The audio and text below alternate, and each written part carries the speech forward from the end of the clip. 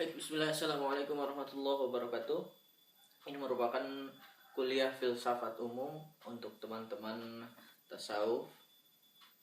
Kita masuk ke pertemuan kedua. Sebetulnya ini pertemuan ketiga mestinya, tapi teman-teman kemarin itu kita pindah mata kuliah, kita pindah tempat, dan tidak ada pemberitahuan sehingga kita pindah ke hari ini. Hari ini itu hari Selasa. Ini untuk janji saya, kita akan kuliah singkat dari jam 11 sampai jam 12. Tapi lantaran kita sekarang kuliah online dan sepertinya kita tidak akan efektif kalau misalkan menggunakan WA group dan akan serampangan seperti itu. Oleh karena itu, saya tetapkan pakai sistem ceramah seperti itu. Jadi kita akan ceramah, tidak akan panjang lebar. Ini akan singkat, mungkin setengah jam. Karena nanti urusannya dengan upload ya. Nanti akan disajikan dalam bentuk file untuk kemudian teman-teman simak. Dan silahkan teman-teman di akhir perkuliahan mengkritisi dalam bentuk komentar atau apapun itu. Kemudian saya juga nanti ingin menyarankan teman-teman untuk membaca kitab-kitab yang sudah saya anjurkan di pertemuan pertama ketika kita membicarakan tentang RPS. Baik teman-teman sekalian, kita mulai masuk ke pembahasan sekarang. Masuk ke pembahasan kedua, yaitu kita bicarakan tentang filsafat Yunani. Secara umum, saya membagi filsafat Yunani ke dalam dua kurun. Yang pertama adalah filsafat Yunani pra-Sokrates dan filsafat Yunani pasca Sokrates, atau dimulai setelah Sokrates, atau katakanlah dari Sokrates itu sendiri. Nah, kenapa ini dimulai dari pra-Sokrates? Itu karena memang sejarah filsafat barat tentu saja, perspektifnya tentu saja seringkali kalau kita bicarakan tentang filsafat, itu perspektifnya seringkali didominasi oleh perspektif barat berbicara tentang asal muasal filsafat. Tapi kemudian kalau kita misalkan mencari perspektif yang lain, tentu saja kita akan menemukan hal yang lain. Misalkan bahwa filsafat itu tentu saja terkait dengan sesuatu yang fitrah di dalam diri manusia, yaitu berpikir. Katakanlah jika kita hendak mengkritisi bahwa filsafat, katakanlah jika filsafat barat ini menganggap bahwa awal mula berdirinya sebuah disiplin ilmu filsafat itu katakanlah dari sebelum Sokrates, taruhlah 600 sebelum Masehi, katakanlah genapnya 1000 tahun sebelum Masehi, sebelum Nabi Isa dilahirkan, sebelum penanggalan Masehi ya, berarti sejarah pengetahuan itu masih muda. Sementara pada saat yang sama kita tahu bahwa penemuan-penemuan mutakhir menyatakan bahwa ada banyak peradaban-peradaban kuno yang telah menerapkan sejumlah penelaahan sains atau kemudian telah menerapkan sains dalam bentuk yang paling praktis atau kita sebut sebagai sains terapan. Kita lihat misalkan Mesir kuno. Mesir kuno itu 5000 tahun sebelum Masehi. Dan mereka sudah menerapkan sejumlah persamaan-persamaan matematis ke dalam rancang bangun peradaban yang mereka buat.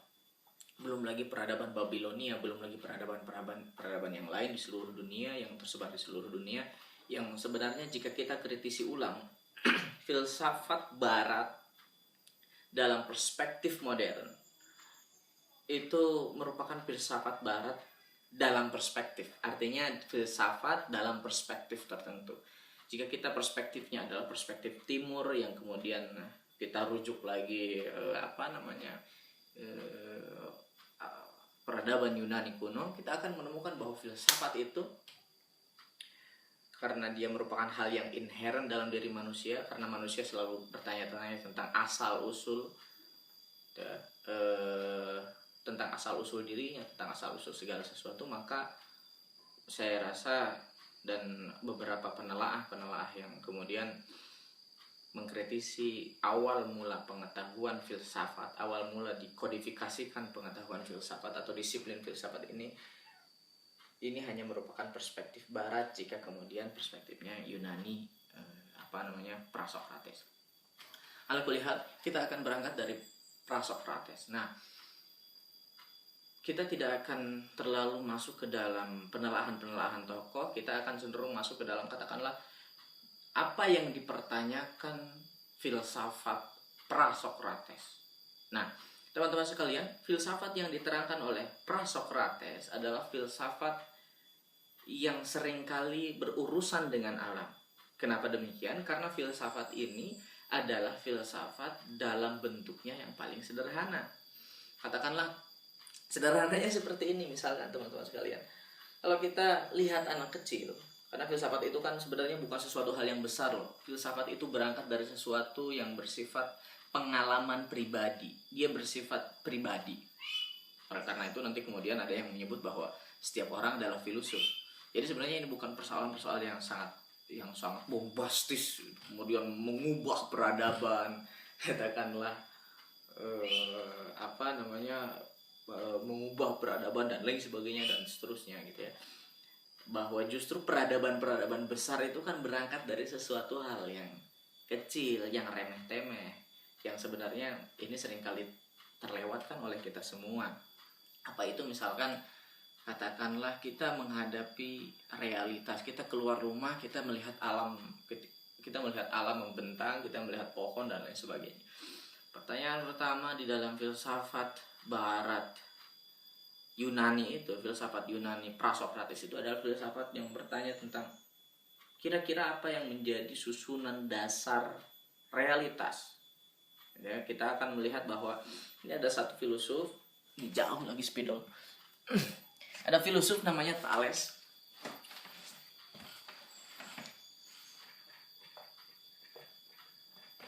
Ada filosof namanya Thales, ini sekitar 700 sebelum Masehi atau 600 sebelum Masehi. Di antara itu dia mempertanyakan apa dasar realitas. Karena kita tahu bahwa Yunani ini adalah tempat yang cenderung dekat pantai, kemudian akses air banyak dan lain sebagainya dan seterusnya. Kita akan melihat pertanyaan Thales ini sangat menarik. Thales mempertanyakan apa dasar realitas. Apa dasar realitas? Lalu kemudian Thales menemukan dan dia mengambil satu postulat gitu ya, bahwa dasar realitas adalah air. Kenapa demikian?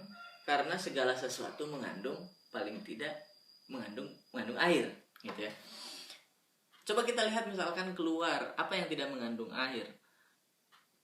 Tentu saja dengan penelaahan paling belakang, penelaahan mutakhir sekarang, kita sudah bisa membuktikan bahwa segala sesuatu sebenarnya setidaknya mengandung kelembaban tertentu, apalagi di bawah atmosfer ya. Di bawah atmosfer bumi, segala sesuatu itu memiliki kelembaban. Tidak ada satu tempat pun yang tidak memiliki kelembaban. Ini artinya bahwa jika ada kelembaban, maka di sana ada tekanan udara yang mengandung oksigen dan mengandung air di dalamnya. Oleh karena itu, adalah satu hal yang wajar ketika kemudian Thales ini mengajukan pertanyaan dan jawabannya apa itu dasar realitas, dan jawabannya adalah dasar realitas adalah air. Gitu ya? Karena segala sesuatu mengandung air. Paling tidak ketika kita melihat tanaman dan kita peras tanaman itu sedemikian rupa, kita akan menemukan bahwa jawabannya adalah air. Tentu saja. Dan ini merupakan jawaban yang fundamental, sekaligus juga pertanyaan fundamental. Tapi kemudian ada filosof selanjutnya yang kemudian mengatakan bahwa dasar sesuatu itu bukan air, tapi kemudian udara. Karena tanpa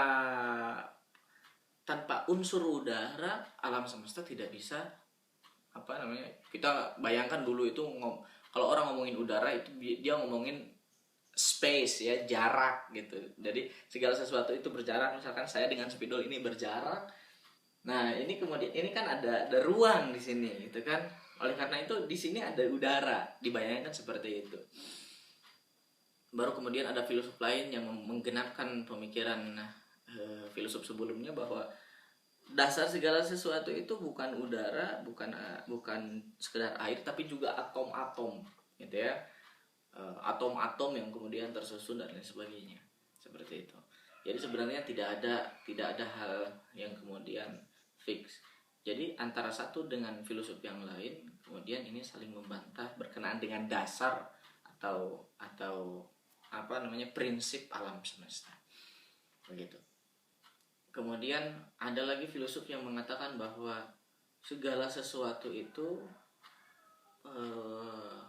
dia terus bergerak, gitu ya. Segala sesuatu itu bergerak, gitu. Segala sesuatu itu bergerak. Dia tidak pernah benar-benar dalam keadaan diam, gitu ya. Dia meninjau langit, dia mengobservasi langit, artinya bahwa kemudian langit dan bintang-bintang itu kemudian bergerak, dan dia anggap bahwa segala sesuatu itu bergerak, gitu ya. Dan sebenarnya ini juga terbukti setelah penelaahan sains sekarang bahwa pada dasarnya segala sesuatu itu tidak statis, gitu ya. Segala sesuatu itu dinamis dalam level kebenarannya masing-masing, gitu ya. Menurut saya sekarang ini saya sedang dalam keadaan diam dan tidak ada satupun gerakan yang mengubah saya dari keadaan duduk, katakanlah seperti itu. Tapi kemudian hal ini jika kita kembangkan lagi kita kembangkan lagi satu penelaahan yang lain atau satu perspektif yang lain, kita akan temukan bahwa kita semua yang dalam keadaan tenang dan kita rasa kita sedang diam, sebenarnya kan juga nggak diam. Apa sebabnya? Karena kita pada saat yang sama sedang berada di atas bumi yang memiliki kecepatan putar sekian ratus kilometer per jam, yang sedang mengelilingi galaksi, yang sedang mengelilingi matahari, yang sedang mengorbit. Jadi artinya bahwa kita sedang berdinamika, gitu. Ada dinamika di dalam realitas. Jadi tidak ada satupun hal yang kemudian dianggap fix dan statis. Nah, oleh karena itu filosof yang tadi itu, ini segala sesuatu itu berubah, pantare katanya. Itu berubah, dia mengalir, dia tidak pernah berhenti dalam satu hal. Itu kenapa sebabnya nanti kemudian dia bilang bahwa segala sesuatu itu bukan sesuatu yang kemudian sudah selesai, namun segala sesuatu adalah sesuatu yang sedang menjadi. Nah, ini sangat menarik sekali, apalagi ditarik ke dalam satu wacana berkenaan dengan proses, ya. Ini nanti kemudian filsafatnya ada filsafat proses. Kita skip dulu sampai di sini, ya. Oke, kita mulai lagi. Tadi sampai mana? Sampai pembicaraan tentang filsafat kemenjadian, filsafat proses, Heraklitos. Ya, tokohnya Heraklitos. Jadi saya nggak bisa ngatur di sini videonya bakal bocor, banyak ayam lewat, kemudian belum lagi setiap beberapa jam sekali itu biasanya ada keliling-keliling tukang penjajah makanan yang sangat noisy sekali. Jadi karena video ini tidak akan cut to cut dan tidak akan tidak akan diedit, gitu ya. Jadi kita seadanya saja, ya. Yang penting ini kuliah tersajikan. Kedua, itu kemudian kita bertemu dengan filosof yang lain. Filosofnya namanya Heraklitos.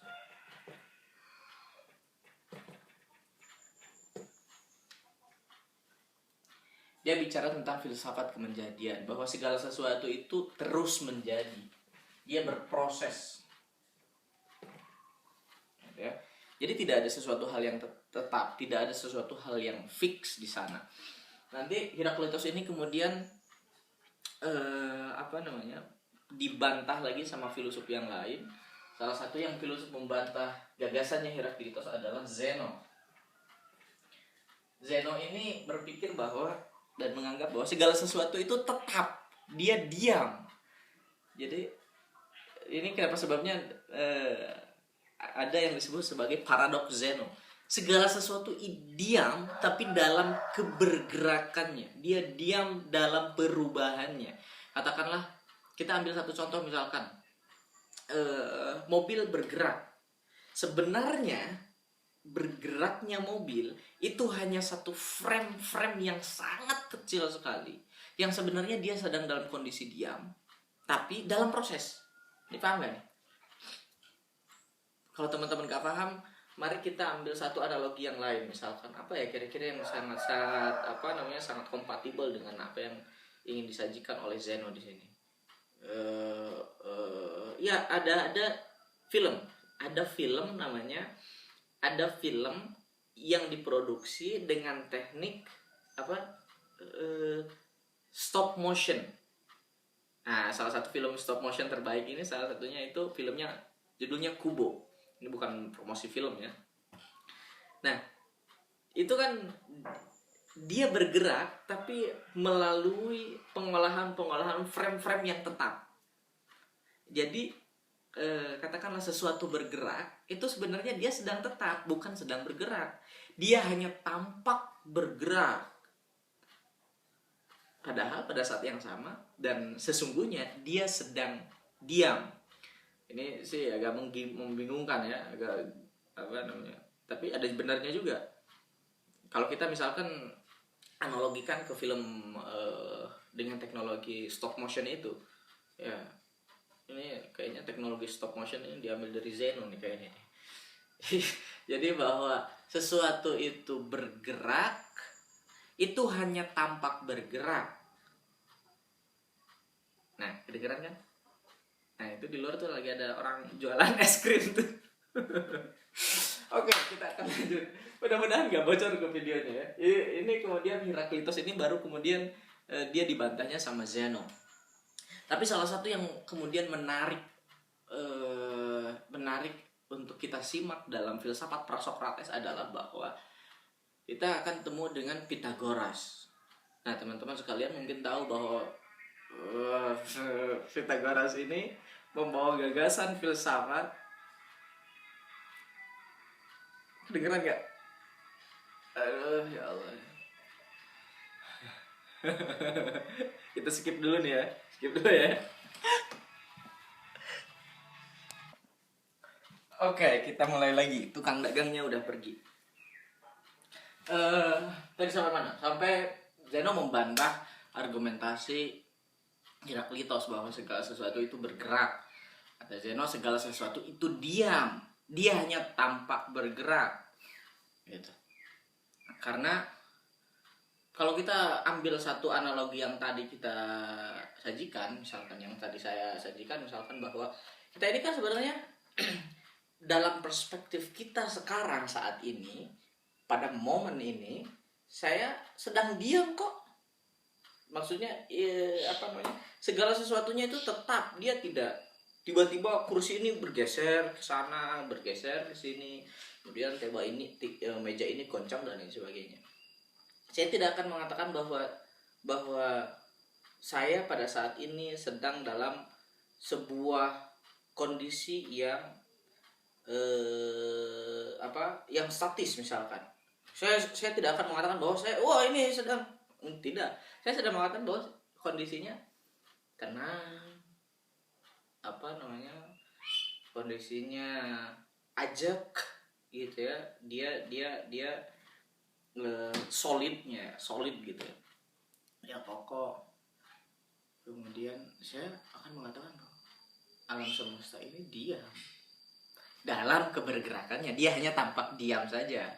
Kenapa bergerak? Kan tadi saya juga bilang bahwa kita itu sedang diam, tapi diam di dalam objek yang pada dasarnya sedang bergerak ratusan kilometer per jam dan mengorbit galaksi. Yang galaksi ini mengorbit Super-Klutzer seperti itu dan seterusnya. Artinya bahwa perspektif ini, jika kita ajukan pertanyaan atau misalkan teman-teman ingin bertanya sama saya misalkan, kita main refleksi saja ya. Kalau ada teman-teman yang bertanya, Pak, kalau gitu teori-teori ini dia hanya teori-teori yang nisbi dong, dia tidak fix dan universal dong. Teori-teori ini karena berangkat dari pengalaman pribadi, dia berangkat dari aktualitas dirinya masing-masing, nanti latar belakang mempengaruhi dan lain sebagainya, seperti itu dia akan memiliki level kebenarannya sendiri jika tidak dikatakan sebagai dia dia nisbi, dia kebenaran tapi kebenarannya dalam suatu kondisi tertentu. Dia tidak fix seperti itu. Seperti halnya misalkan Heraklitos, dia benar tapi dalam level tertentu. Kemudian kita lihat Zeno juga benar tapi dalam level tertentu. Nah, kemudian apa jika ditanyakan lebih lanjut, lantas apa satu kebenaran? Apa itu sebuah kebenaran? Atau apakah ada sebuah kebenaran yang dia dapat merangkum seluruh kebenaran-kebenaran nisbi dalam satu kilasan kebenaran yang bersifat fix dan saklek? Ada. Nah, kemudian kita akan temukan filsuf yang lain, gitu. Dan filsuf ini kita ketahui dia Pitagoras ya.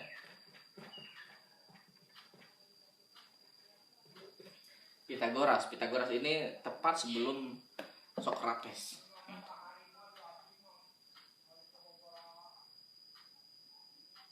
Pitagoras ini tepat sebelum Socrates. Artinya bahwa Pitagoras membawa satu nuansa baru ke dalam kancah diskursus filsafat Yunani awal pra-Socrates.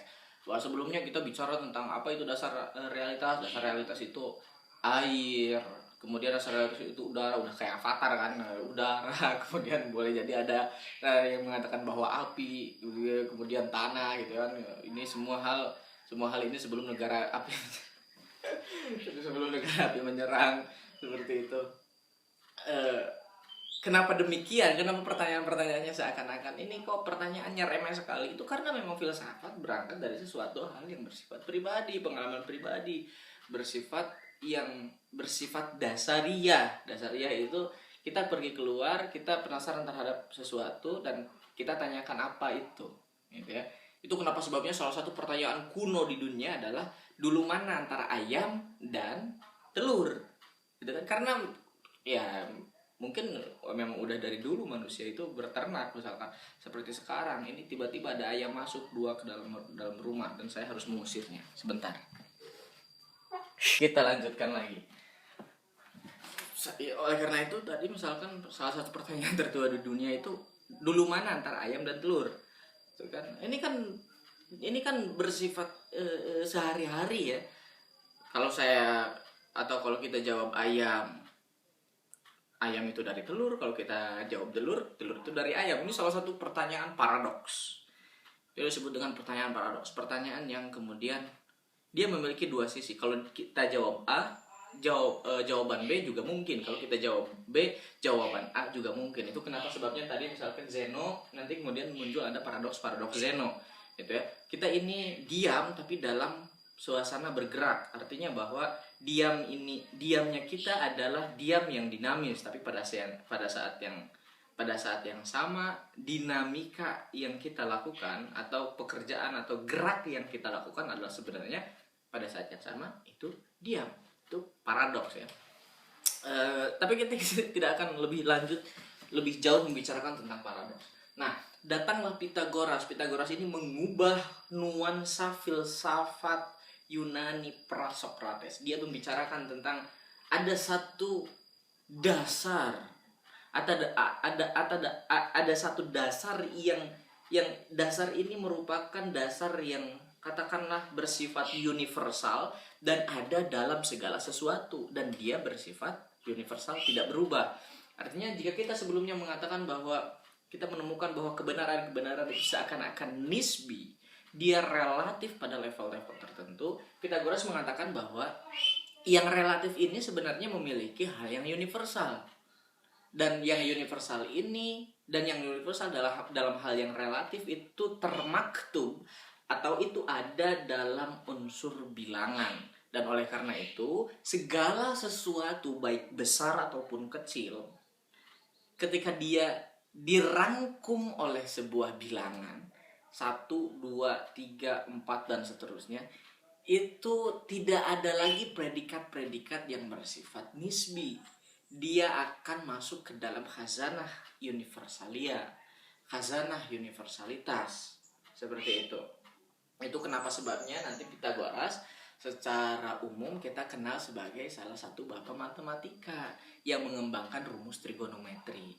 konon katanya menurut para penelaah sejarah filsafat sains, Pitagoras ini sebenarnya bukan orang Yunani. Dia lahir dan tumbuh besar di Mesir. Kita tahu peradaban Mesir seperti apa. Saya sebelumnya singgung peradaban Mesir itu bahwa peradaban kuno yang telah menerapkan penanggalan yang bersifat lunar kalender. Jadi lunar kalender itu bukan penanggalan yang kemudian setelah Nabi Isa baru kemudian lunar kalender solar kalender. Solar kalender itu adalah kalender atau penanggalan yang didasarkan pada peninjauan matahari. Gitu ya. Ada dua kalender yang digunakan. Yang pertama adalah lunar kalender. Lunar kalender itu kalender, kalau kita umumnya orang-orang muslim bilang ini kalender hijriyah, yang gini kalender masihiyah gitu. Jadi kalender Masehi ini udah dipakai peradaban kuno sebelumnya gitu ya. Bahkan mereka sudah menghitung, katakanlah Mesir kuno sudah menghitung akan matahari itu dia akan berada tepat sekian tahun sekali, itu dia pergeserannya mereka tahu.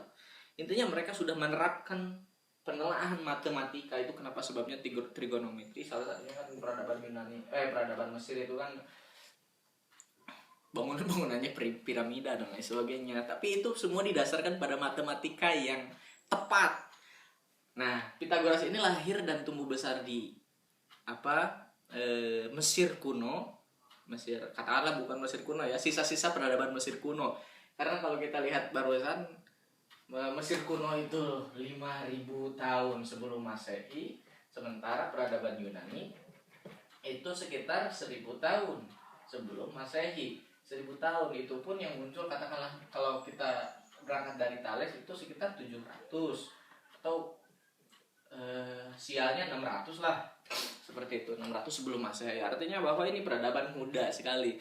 Sementara peradaban di dunia sudah ditemukan bahwa ada peradaban yang jauh lebih mutakhir daripada peradaban Yunani kuno. Kalau ada teman-teman yang nanya, Pak, kenapa seakan-akan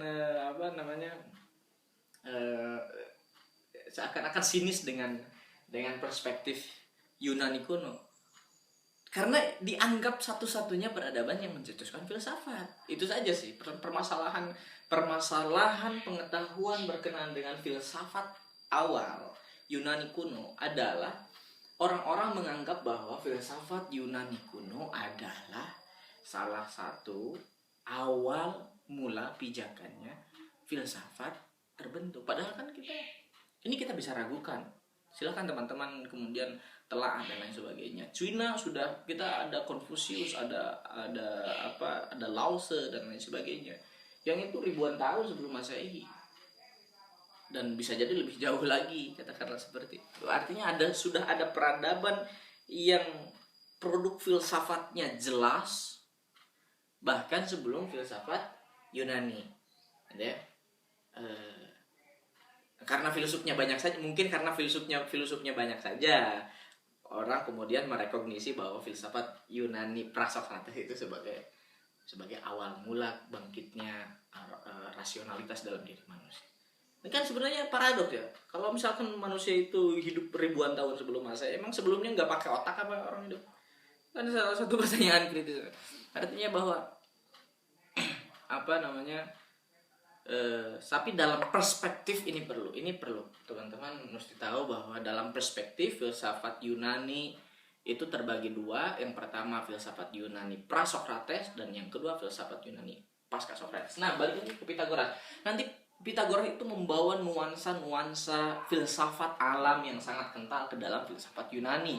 Yang tadinya misalkan dia mengobservasi, memang observasinya sudah mulai keluar ya ke alam dan sebagainya. Mereka juga sudah membicarakan tentang orbit begitu ya, tentang tentang sesuatu hal yang bersifat kosmologis gitu ya. Mereka sudah melihat fenomena alam, bulan, laut pasang dan lain sebagainya, bintang bergerak dan seterusnya. Gitu ya. Jadi artinya sudah kosmologis pada dasarnya seperti itu. Tapi kemudian Pitagoras memasukkan unsur matematika ke dalam filsafat Yunani, dan ini mengubah perspektif orang-orang seperti itu dalam penelaahan filsafat. Karena matematika, kalau kita rujuk salah satu history of mathematics, misalkan matematika ini pada awalnya merupakan bagian atau salah satu ilmu dari filsafat. Ya, kalau kita menemukan bahwa kalau kita bicara filsafat, salah satu cabang pengetahuan filsafat itu adalah matematika. Dan nanti di dalam matematika ada geometri, ada trigonometri tadi, kemudian ada ada logika. Logika juga nanti kemudian bisa masuk ke dalam salah satu cabang filsafat. Nanti tapi logika dikembangkan secara masif dan terstruktur, secara masif oleh gara-gara momen politik kemarin kan, jadi istilah masif terstruktur jadi lucu sekali. Jadi masif itu gara-gara dibangun oleh Aristoteles. Tapi itu untuk pertemuan yang kemudian. Mungkin setelah ini nanti akan saya bikin videonya. Oke. Pythagoras sangat mengubah sekali perspektif filsafat.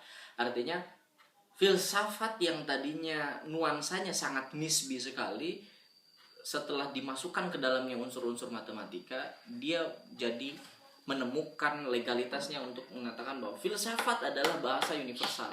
Filsafat itu berkenaan dengan sesuatu hal yang universal, karena di dalam filsafat juga dia bicara tentang hal-hal yang fix. Orang tidak akan mengatakan 2 tambah 2 jadi tiba-tiba 5, karena 2 tambah 2, baik itu objeknya besar ataupun kecil, itu tetap 4.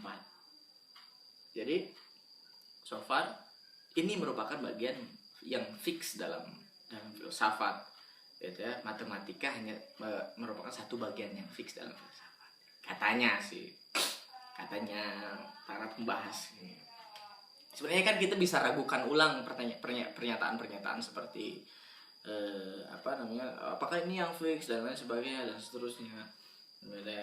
Kenapa demikian? Karena sangat diharamkan sekali untuk mengatakan bahwa di dalam filsafat ya boleh jadi sangat diharamkan, dan memang demikian, sangat diharamkan sekali untuk menganggap bahwa satu teori itu sebagai teori yang universal dan mengatasi segalanya.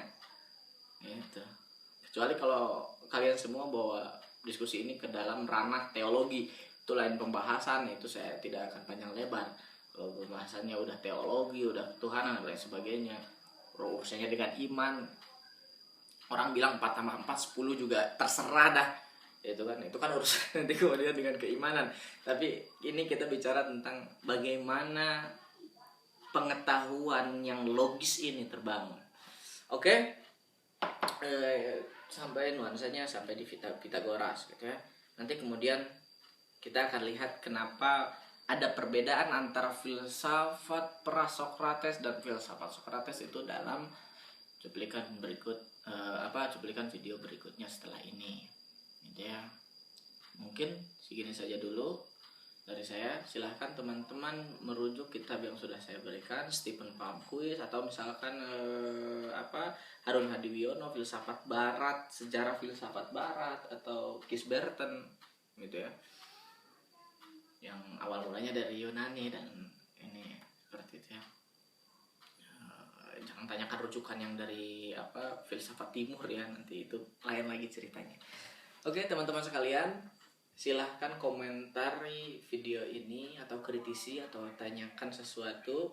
Nanti kalau kemudian bisa dijawab dan memang jawabannya dirasa tepat, nanti akan saya jawab. Jika tidak, mungkin tidak akan dijawab, karena tidak semua pertanyaan wajib ada jawabannya, gitu ya. Karena tidak semua pertanyaan wajib ada jawabannya, tapi segala sesuatu bisa dipertanyakan, bahkan Tuhan seperti itu. Tapi tidak semua pertanyaan wajib ada jawabannya. Terserah mau kalian bilang ini apologetik dan lain sebagainya, itu terserah. Ala kulihal, terima kasih banyak teman-teman sekalian. Mohon maaf atas segala noisy yang kemudian ditangkap oleh video ini. Kita ketemu lagi dalam cuplikan video selanjutnya. Salam.